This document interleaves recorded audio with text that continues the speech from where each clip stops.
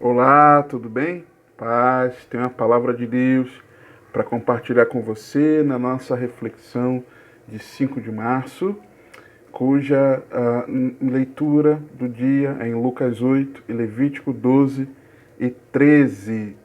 E o texto base, texto inicial que eu quero meditar com você nessa nossa reflexão é em Levítico 12, dos versos 6 a 8. Se você puder pegar sua Bíblia, vai ser uma bênção. Diz assim a santa e poderosa palavra de Deus. E, quando forem cumpridos os dias da sua purificação, por filho ou por filha, trará um cordeiro de 1 ano por holocausto, e um pombinho ou uma rola para expiação do pecado, diante da porta da tenda da congregação ao sacerdote, o qual o oferecerá perante o Senhor, e por ela fará a propiciação, e será limpa do fluxo do seu sangue. Esta é a lei da que der à luz menino ou menina. Mas, se em sua mão não houver recursos para um cordeiro, então tomará 2 rolas, ou 2 pombinhos, um para o holocausto e outro para a propiciação do pecado. Assim o sacerdote por ela fará a expiação e será limpa. Hoje quero falar com você sobre a pobreza que nos trouxe a maior riqueza. Antes, queria comentar sobre algo. Estava vendo alguns dados a respeito da pobreza. O objetivo número 1 da Agenda 2030 da ONU, famosa Agenda de 2030, você deve ter ouvido muito falar sobre ela. Muitos governos se alinham a essa agenda, muitas pautas são demandadas a partir desta agenda, N situações. E o objetivo número 1 dessa agenda, consolidado nos Objetivos de Desenvolvimento Sustentável, ODS, é acabar com a pobreza em todas as suas formas, em todos os lugares.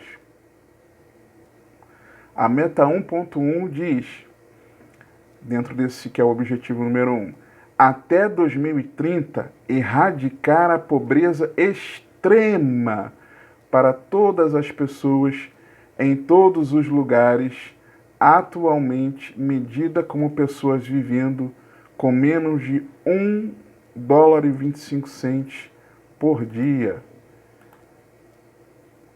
Vou fazer uma conta aqui. No mínimo, isso vai equivaler, com a cotação do dólar de hoje, dá menos de R$ 190, menos de R$ 200 por mês. Ok? Seria a pobreza extrema. Segundo o Banco Mundial informou em seu blog, em 24 de junho de 2021, a pobreza extrema no mundo passou de 655 milhões de pessoas em 2019 para 732 milhões em 2020 e que deveria, isso foi em junho de 2021, deveria cair ligeiramente para 711 milhões de pessoas em 2021, conforme as projeções. De acordo com o MPI 2021, que em português significa Índice de Pobreza Multidimensional, publicado pelo Programa das Nações Unidas para o Desenvolvimento, PNUD, e uma iniciativa, de desenvolvimento humano em relação à pobreza, Oxford Poverty and Human Development Initiative. Cerca de 1,3 bilhão de pessoas nos países em desenvolvimento vivem na pobreza multidimensional. Pobreza extrema, 710 milhões de pessoas, ok, no mundo. A pobreza multidimensional, que eu já vou explicar o que é, 1,3 bilhão só nos países em desenvolvimento. O que é pobreza multidimensional? É um novo modelo de avaliação de pobreza que considera apenas a renda monetária como aquilo que vai determinar o grau de privação, seja social, econômica ou política. Ou seja, quando diminui a renda, renda mensal, né, renda anual, diretamente aumenta as privações. E foi o que aconteceu na pandemia, ok? A renda diminuiu, as privações aumentaram. Você entende? A pobreza multidimensional é encontrada em todas as regiões de desenvolvimento do mundo, mas é maior na África subsaariana e no sul da Ásia. No Brasil, é na região centro. Eu fiquei muito surpreso, né? Eu esperava outras regiões, mas no Brasil é na região centro-oeste que a população vulnerável à pobreza multidimensional em termos absolutos é maior. Na região centro-oeste do Brasil. O jornal É o País relata, segundo um macroestudo elaborado pelo Laboratório de Desigualdade Mundial, World Inequality Lab, ao qual o jornal teve acesso, o jornal É o País, que, como um retrato da desigualdade na pandemia, os 10% mais ricos, com quase 76% do patrimônio do planeta. 24% do patrimônio do planeta dividido por 90% da população mundial. E você deve ter visto várias notícias de que com a pandemia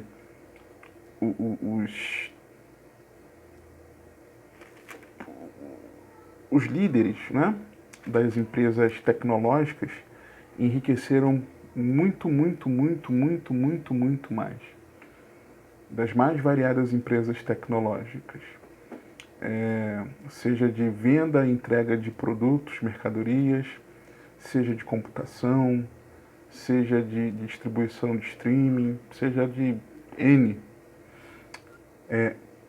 Aí eu pergunto, constato, né? Não pergunto que você sabe também, mas reflito com você. Quantos não são aqueles que fazem de tudo numa busca por um bem-estar, para minimizar as privações, para melhorar de vida? E não é pecado você gostar de coisas boas. Não é pecado você, vou usar uma expressão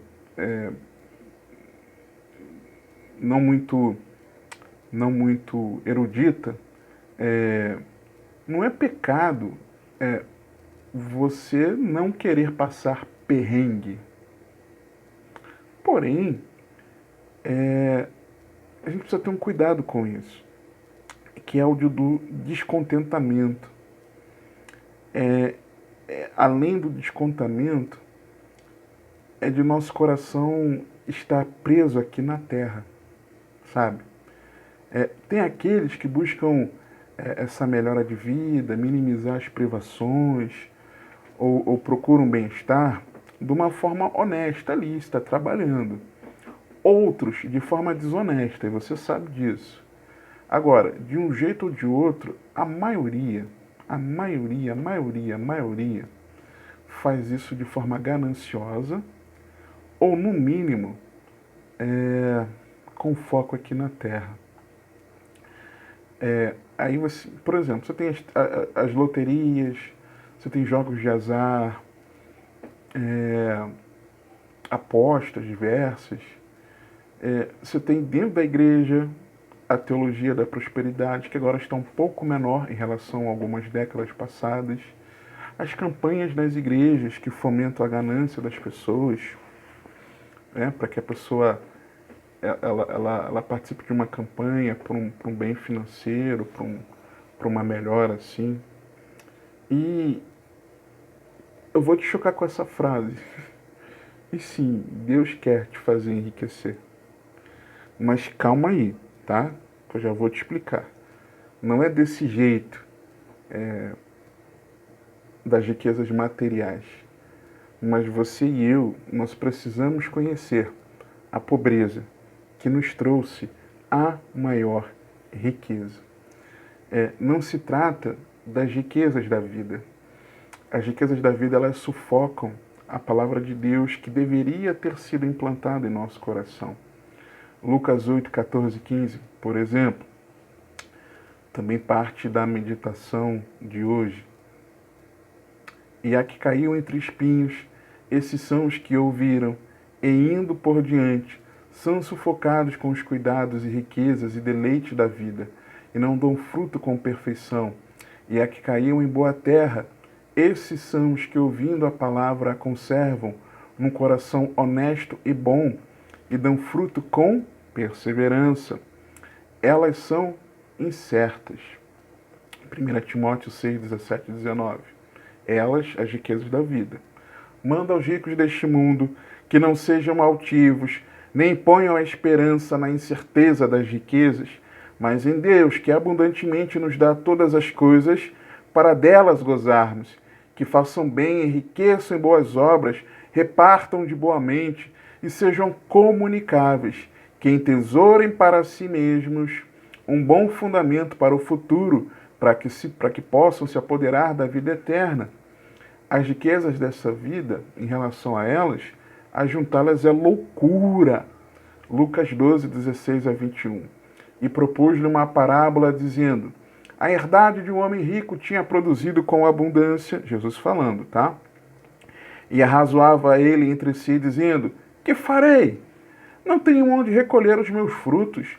E disse: farei isto, derrubarei os meus celeiros e edificarei outros maiores, e ali recolherei todas as minhas novidades e os meus bens, e direi à minha alma: alma, tens em depósito muitos bens para muitos anos, descansa, come, bebe, folga. Mas Deus lhe disse: louco, esta noite te pedirão a tua alma, e o que tens preparado para quem será? Assim é aquele que para si ajunta tesouros, e não é rico para com Deus. E aí, qual é o contexto desses versos iniciais que eu li com você? Todo o capítulo 12, ele trata sobre a purificação necessária para a mulher após o parto. Versículo 1. Falou mais o Senhor a Moisés, dizendo: fala aos filhos de Israel, dizendo: se uma mulher conceber e der à luz um menino, será imunda 7 dias. Assim como nos dias da separação da sua enfermidade será imunda. E no dia 8º se circuncidará ao menino a carne do seu prepúcio.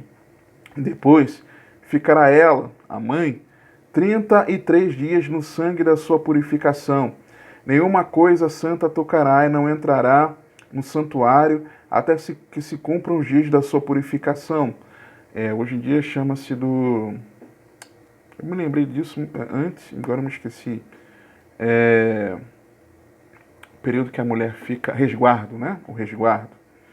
Mas se der à luz uma menina, será imunda 2 semanas, como na sua separação.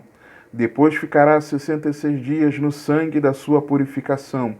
E quando forem cumpridos os dias da sua purificação, por filho ou por filha, trará um cordeiro de 1 ano por holocausto, e um pombinho ou uma rola para expiação do pecado, diante da porta da tenda da congregação ao sacerdote, o qual o oferecerá perante o Senhor, e por ela fará a propiciação, e será limpa do fluxo do seu sangue.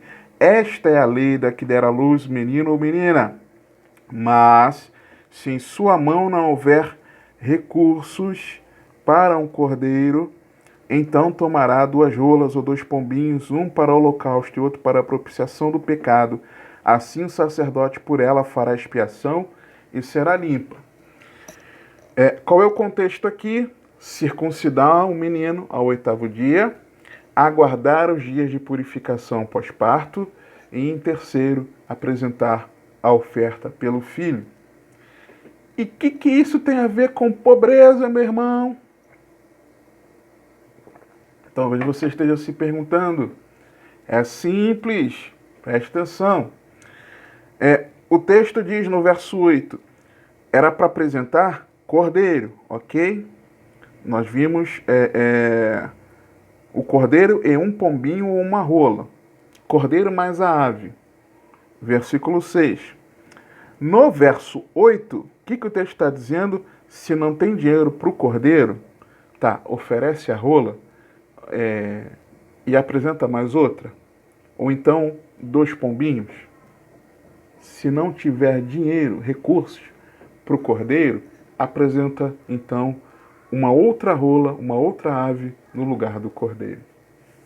A família de Jesus não era rica, pois o que eles puderam oferecer para que Maria fosse considerada purificada do fluxo de sangue do parto eram as 2 aves, conforme Levítico ensina. E onde nós enxergamos isso? Lucas 2, já passamos por Lucas, aqui na nossa meditação, versos 21 a 24. E quando os 8 dias foram cumpridos para circuncidar o menino, foi-lhe dado o nome de Jesus, que pelo anjo lhe fora posto antes de ser concebido. E cumprindo-se os dias da purificação dela, segundo a lei de Moisés, o levaram a Jerusalém, para o apresentarem ao Senhor, segundo o que está escrito na lei do Senhor. Todo macho primogênito será consagrado ao Senhor. Mas, aspas aqui, parênteses, não é por isso, porque Jesus foi apresentado no templo, que nós apresentamos as crianças nas igrejas. Não. É porque levaram as crianças a Jesus para que Jesus impusesse as mãos sobre elas e as abençoasse. Fecha parênteses. E para darem a oferta segundo disposto na lei do Senhor, 1 par de rolas ou 2 pombinhos. Foi que a família de Jesus apresentou. O Senhor foi circuncidado ao 8º dia, Maria cumpriu os dias da purificação e eles apresentaram a oferta. Mas essa oferta foi daqueles que eram pobres. Jesus não apenas não era rico na infância, no nascimento e na infância, mas também exercendo o ministério dele, fica evidente isso. Mateus 8, 18 a 20. E Jesus, vendo em torno de si uma grande multidão, ordenou que... Lucas também diz isso, né? Lucas 9. Meditação do próximo dia. Ordenou que passassem para o outro lado e, aproximando-se dele, um escriba disse-lhe: Mestre, aonde quer que fores, eu te seguirei. E disse Jesus: As raposas têm covis e as aves do céu têm ninhos, mas o Filho do Homem não tem onde reclinar a cabeça. Ou seja, Jesus passava fome? Não, claro que não. Ele tinha o necessário para a sua subsistência aqui como homem. Né? Tanto é que, exercendo o seu ministério, nós vemos Lucas 8 mesmo. Deixa eu abrir aqui. Lucas 8 mesmo nos mostra que ele tinha o suprimento... Aqui, ó.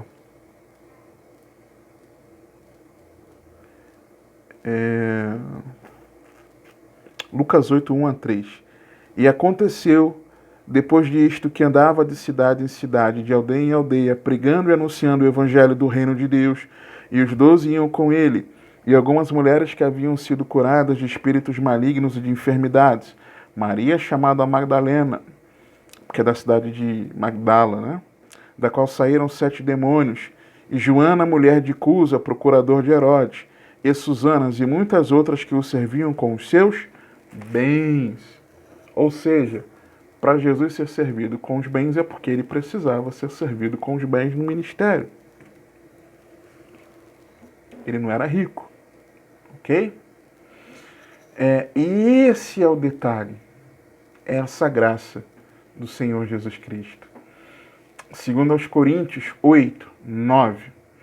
Porque já sabeis a graça de nosso Senhor Jesus Cristo, que sendo rico, a ACF traduz como por amor, mas a melhor tradução seria por causa, né? E é claro, a causa nós sabemos que é amor, mas o termo ali é causa. De vós, por causa de vós, se fez pobre, para que pela sua pobreza enriquecesses. E o contexto de 2 Coríntios 8, 9, que você vendo ali no contexto imediato dos versos 7 a 12, Paulo está tratando da generosidade prática em repartir seus recursos como a evidência de um amor sincero na vida de um verdadeiro cristão. Aí quando ele fala assim, porque já sabeis a graça de nosso Senhor Jesus Cristo, o que ele está dizendo? Veja o exemplo do próprio Senhor Jesus, que com a pobreza, sua pobreza, trouxe para nós a maior riqueza. Mas peraí, irmão, está escrito que Jesus se fez pobre para que eu seja rico. Então eu posso desejar ser rico. Sim. Sim. Mas rico não nas riquezas dessa terra, como nós vimos. Porque os que desejam ser ricos ficam suscetíveis aos mais diversas dificuldades, adversidades. Lá em 1 Timóteo, por exemplo, capítulo 6, Paulo nos orienta. Submerge nas concupiscências. Não é esse tipo, mas é a riqueza espiritual. Deus, na pessoa do Filho, abriu mão da sua glória, humilhando-se em forma humana, para que fôssemos feitos co-herdeiros das riquezas do reino na glória eterna. A pobreza que nos trouxe a maior riqueza. Jesus se humilhou em forma humana para que nós pudéssemos herdar as riquezas do reino na glória eterna. Jesus sendo rico, o texto nos fala em 2 Coríntios 8, 9, Filipenses 2, de 5 a 8, por exemplo. De sorte que haja em vós o mesmo sentimento que houve também em Cristo Jesus, que sendo em forma de Deus, ou seja, sendo rico. E por que rico? Senhor da criação. Então, se no início era o verbo estava com Deus, e o verbo era Deus, nada que foi feito sem ele se fez, então é sinal de que, inclusive, as riquezas da terra, sejam as vegetais, sejam as geológicas, sejam as minerais, ouro, prata, pedras preciosas, tudo que nós encontramos de riquezas aqui na terra, foi Jesus que criou. Ele é o Senhor da criação, ok? Então, sim, sendo rico. Outra, ele estava em glória antes da criação. Ele estava em glória. Ele abriu mão da sua glória. Quando Jesus fala lá em João 17, Pai, glorifica-me com aquela glória que tinha contigo antes. Então Jesus estava em glória. E outra, Jesus é o Filho de Deus. E Jesus é Deus. Então, sendo rico, tá? Sendo rico, ele não, continua o texto, não teve por usurpação ser igual a Deus, mas esvaziou-se a si mesmo, tomando a forma de servo, fazendo-se semelhante aos homens, se fez pobre. E achado na forma de homem, humilhou-se a si mesmo, sendo obediente até a morte e morte de cruz. Ele se fez pobre para que, Gálatas 4, de 4 a 7, já vimos que é para que nós enriquecêssemos, tá? A riqueza, a herança da riqueza na glória eterna. Gálatas 4, de 4 a 7. Mas vindo a plenitude dos tempos, Deus enviou seu Filho nascido de mulher, ou seja, se fez homem, a fim de recebermos a adoção de filhos, para sermos feitos filhos de Deus. E porque nós somos feitos filhos de Deus, porque sois filhos, Deus enviou aos vossos corações o espírito de seu filho que clama Pai, clama Abba Pai. Assim que já não é mais servo, mas filho. E se és filho, és também herdeiro de Deus por Cristo. Então, Deus enviou seu Filho, nascido de mulher, para nos remir, para trazer perdão para os nossos pecados. Sendo perdoados, recebemos a adoção de filhos. Somos feitos filhos de Deus. E como filhos de Deus, nós recebemos o Espírito Santo. E o Espírito Santo testifica em nosso coração que nós somos filhos de Deus. E mais, clama em nós, Abba Pai. E nós vamos ver mais à frente que o Espírito Santo na nossa vida é a garantia dessa herança, ok? E como filho, não somos mais servos. Se somos filhos, também somos herdeiros com Cristo. E aí, que herança é essa? A herança da maior riqueza. Efésios 1, 16 a 20, nós vemos que essa herança, ela é para ser conhecida. A herança da maior riqueza é para ser conhecida. Efésios 1, 16 a 20. Não cesso de dar graças a Deus por vós, lembrando-me de vós nas minhas orações, para que o Deus de nosso Senhor Jesus Cristo, o Pai da glória, vos dê em seu conhecimento o espírito de sabedoria e de revelação, tendo iluminados os olhos do vosso entendimento, para que saibais qual seja a esperança da sua vocação, e quais as riquezas da glória da sua herança nos santos. Para que saibais qual seja a esperança da sua vocação. Qual é a esperança da vocação? Aponta para o passado. O chamado que nós recebemos para a vida eterna com Deus.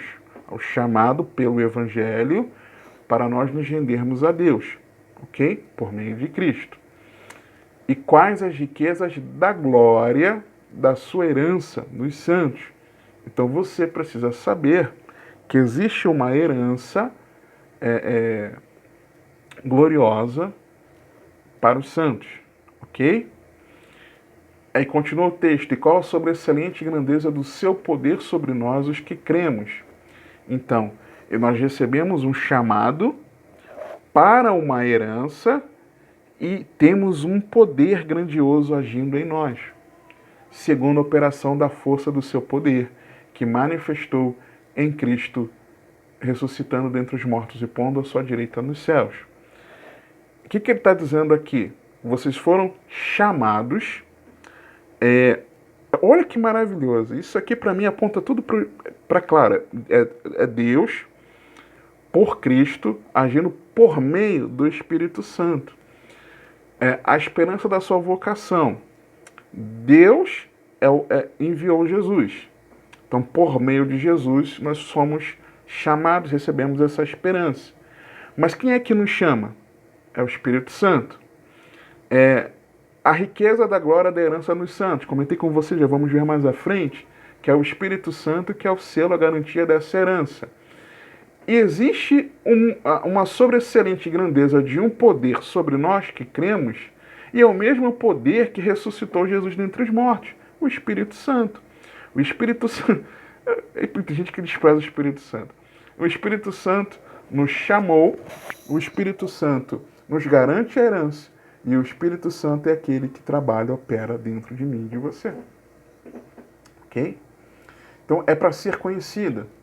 A herança da maior riqueza, ela é melhor do que os tesouros das nações. Hebreus 11, 24 a 26. Pela fé, Moisés, sendo já grande, recusou ser chamado filho da filha de Faraó, escolhendo antes ser maltratado com o povo de Deus, do que por um pouco de tempo ter o gozo do pecado, tendo por maiores riquezas o vitupério de Cristo do que os tesouros do Egito, porque tinha em vista a recompensa. Egito, império da época, a maior nação na época. Moisés abre mão dos tesouros do Egito pela recompensa de estar em Cristo, de estar com o povo de Deus. Essa herança da maior riqueza é um tesouro no céu.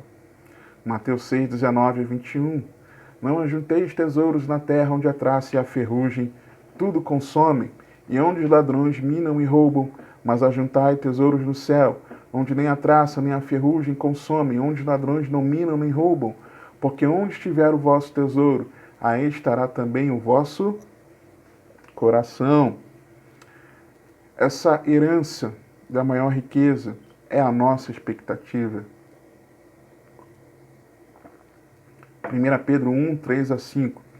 Bendito seja o Deus e Pai de nosso Senhor Jesus Cristo, que segundo a sua grande misericórdia nos gerou de novo para uma viva esperança, pela ressurreição de Jesus Cristo dentre os mortos, para uma herança incorruptível, incontaminável e que não se pode murchar, guardada nos céus para vós, que mediante a fé estáis guardados na virtude de Deus, para a salvação já prestes para se revelar no último tempo. Ou seja, é para nós termos a expectativa. Essa é a nossa esperança. Essa herança da maior riqueza, ela será entregue por Deus. Atos 20, 32. Agora, pois, irmãos, encomendo-vos a Deus. Paulo dizendo aos anciãos, aos pastores da cidade de Éfeso. E a palavra da sua graça, a Ele que é poderoso para vos edificar e dar herança entre todos os santificados. A maior riqueza, ela foi preparada desde a fundação do mundo. Mateus 25, 31 a 34. Enquanto o Filho do Homem vier em sua glória, e todos os santos anjos com ele, então se assentará no trono da sua glória, e todas as nações serão reunidas diante dele, e apartará uns dos outros, como o pastor aparta dos bodes as ovelhas, e porá as ovelhas à sua direita, mas os bodes à esquerda. Então dirá o rei aos que estiverem à sua direita: vinde benditos de meu Pai, possuí por herança o reino que vos está preparado desde a fundação do mundo. Essa maior riqueza, ela está garantida pelo selo do Espírito Santo. Efésios 1, 12 a 14. Com o fim de sermos para louvor da sua glória, nós os que primeiro esperamos em Cristo, em quem também vós estáis, depois que ouvistes a palavra da verdade, o evangelho da vossa salvação, e tendo nele também crido, fostes selados com o Espírito Santo da promessa, o qual é o penhor, a garantia da nossa herança, para a redenção da possessão adquirida, para louvor da sua glória. O Espírito Santo em nós é o que confirma que nós pertencemos a Deus, mas ao mesmo tempo de que nós somos uma possessão adquirida para a glória de Deus, e de que nós teremos um resgate, seremos resgatados definitivamente. Nós já somos resgatados, mas ainda não, porque ainda não estamos com Deus. Mas, por já estarmos em Deus, nós já fomos redimidos. Mas seremos... É igual aquele conceito do reino de Deus, já aqui em nós, mas ainda não consumado, tá? Então, essa redenção já, e o Espírito Santo é a prova disso, mas ainda não, porque ainda não fomos para a glória, ok? Então, não apenas é o selo de propriedade de que pertencemos a Deus, que fomos comprados pelo precioso sangue de Jesus, mas também é a garantia da nossa herança. É a nossa garantia. Não apenas é o comprovante de que pertencemos a Deus, mas também é a garantia da nossa herança nos céus. Agora, como? Como herdar a maior riqueza que foi trazida para mim e para você, por meio de Jesus se fazer pobre? É pela fé. pela fé naquele que se fez pobre para nos enriquecer. Eu vou ler um texto aqui com você e já quero ler outro. Atos 26, 13 a 18. Ao meio-dia, ao rei. Paulo se defendendo junto ao rei. Ao meio-dia, ó rei, vi no caminho, e testemunhando, né? Estava lá não só se defendendo, mas a defesa era para que ele testemunhasse de Cristo. Ao meio-dia, ó rei, vi no caminho uma luz do céu, que excedia o esplendor do sol. Imagina, meio-dia onde o sol está no seu máximo esplendor, a luz da glória de Jesus resplandecia mais do que o sol ao meio-dia. E aí eu me lembro de que Jesus virá na sua glória, na glória do Pai e na glória dos anjos. Vamos lá. Que acendia o esplendor do sol, cuja claridade me envolveu a mim e aos que iam comigo. E caindo nós todos por terra, ouvi uma voz que me falava, e em língua hebraica dizia: Saulo, Saulo, por que me persegues? Dura coisa te é recalcitrar contra os aguilhões. E disse eu: Quem és, Senhor? E ele respondeu: Eu sou Jesus, a quem tu persegues.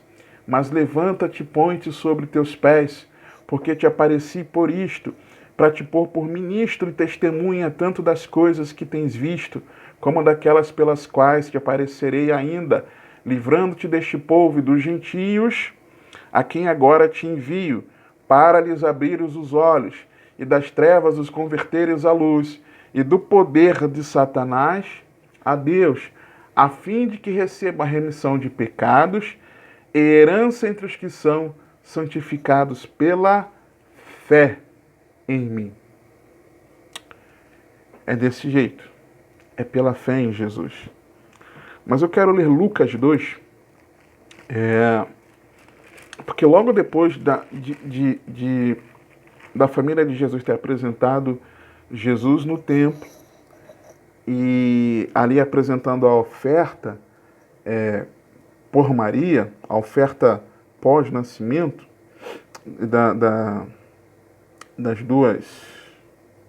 dos dois animais, né? das duas aves.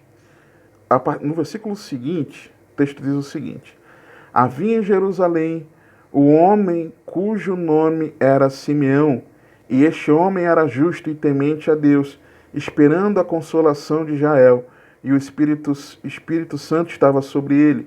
E fora-lhe revelado pelo Espírito Santo que ele não morreria antes de ter visto Cristo do Senhor. E pelo Espírito foi ao templo. E quando os pais trouxeram o menino Jesus para com ele procederem segundo o uso da lei, ele então o tomou em seus braços e louvou a Deus e disse: Agora, Senhor, despedes em paz o teu servo, segundo a tua palavra, pois já os meus olhos viram a tua salvação, a qual tu preparaste perante a face de todos os povos, luz para iluminar as nações e para a glória de teu povo Israel. E José e sua mãe se maravilharam das coisas que dele se diziam.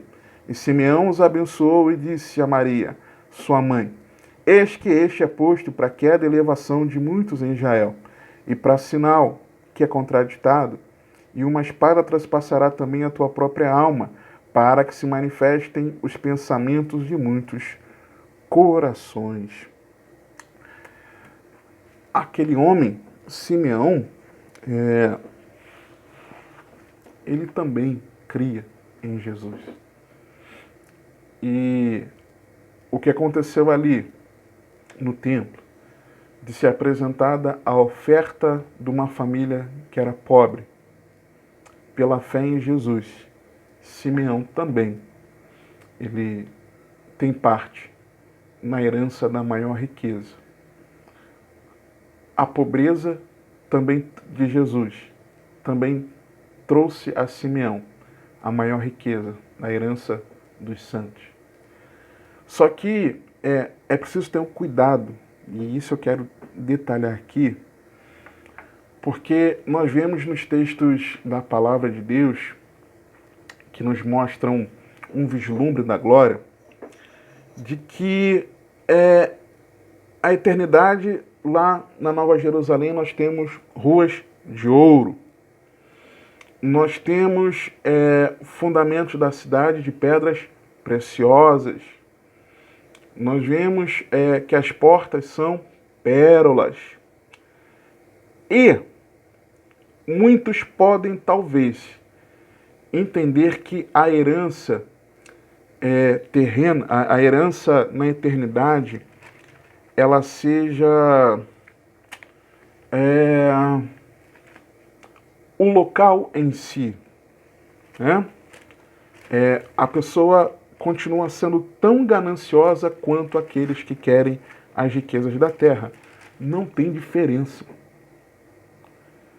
Não tem diferença. Você querer as riquezas da terra ou você querer as riquezas da glória pelo local em si, pelo paraíso em si.